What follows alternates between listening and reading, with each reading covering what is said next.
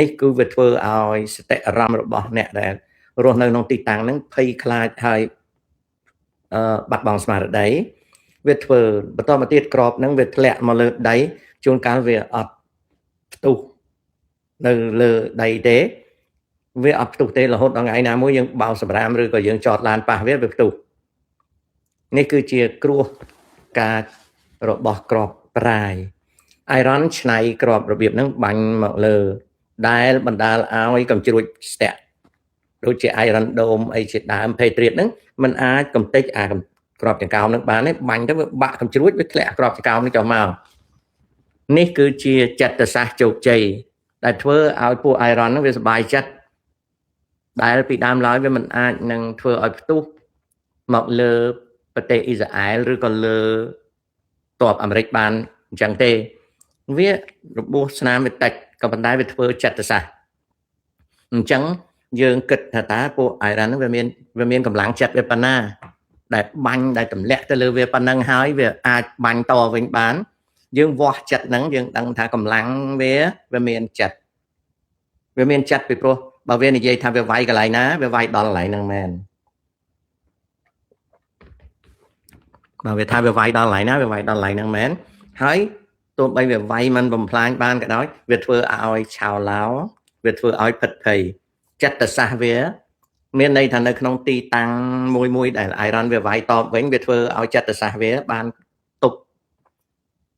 ប់ជាប់ជាមួយអាមេរិកអញ្ចឹងយើងក៏លេខមើលកម្លាំងដែលវាវាយតបវិញ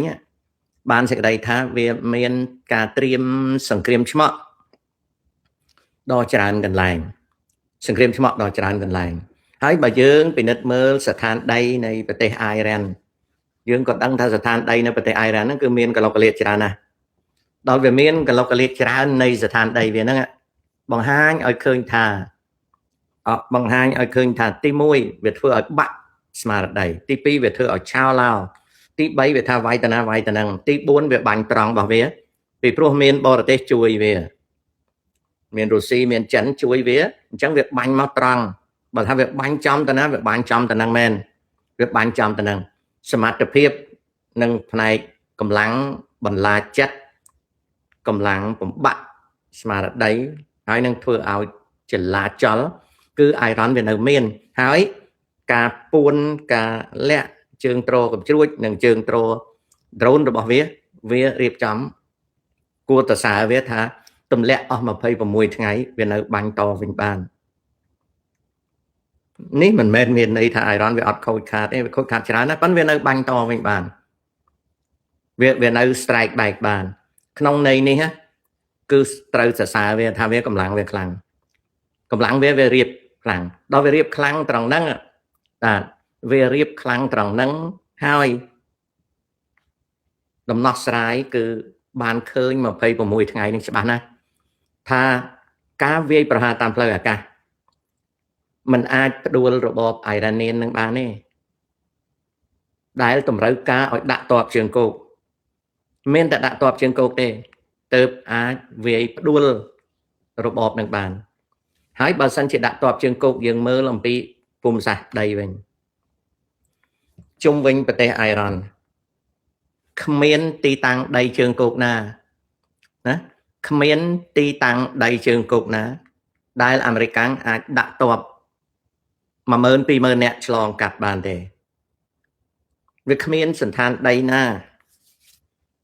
វាមកខាងជើងវាមកខាងត្បូងវាជាជុំសមុទ្រ Persian តែទៅខាងជើងវាដីវាអត់មានសមុទ្រទេអញ្ចឹងបើយើងមើលទៅប្រទេសអ៊ីរ៉ានយើងឃើញថាវា